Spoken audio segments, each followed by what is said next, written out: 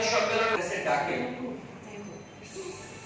সারা দিয়ে আজকের এই সাংবাদিক সম্মেলনে উপস্থিত রাজ্যের সকল ইলেকট্রনিক মিডিয়ার বন্ধুরা, রাজ্যের যুবকদের এবং রাজ্যবাসীকে বিভ্রান্ত করার জন্য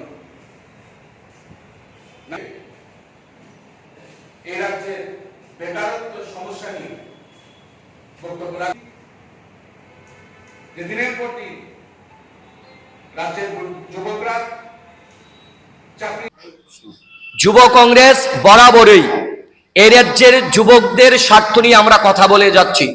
আপনারা দেখেছেন জিআরবিটির জন্য আমাদের যুব কংগ্রেসের আন্দোলন ছিল, আমরা এসটিজিটির জন্য আন্দোলন করেছি, আমরা টেটের জন্য করেছি, আমরা স্টেট কোঅপারেটিভ ব্যাংকের জন্য করেছি, সাম্প্রতিককালে আমাদের ফায়ার ব্রিগেডের যে ইন্টারভিউ নিয়ে জেল পুলিশের জন্য সেটাও করেছি।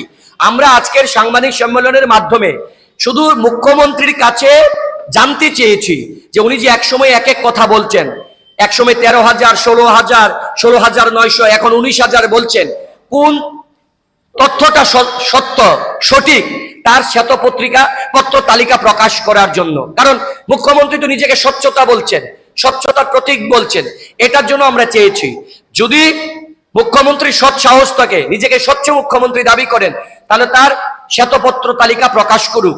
আর যুবকদেরকে নিয়ে আপনি যেটা বলেছেন, যদি আমাদের এ দাবি না মানা হয় তাহলে নিশ্চয়ই যুব কংগ্রেস আগামী দিনে বৃহত্তর আন্দোলনে ঝাঁপাবে। রাজ্যের যুবকদের হয়ে যুব কংগ্রেস বিগত দিনও কথা বলেছে, আজকের দিনও কথা বলছি, আগামী দিনও আমরা যুব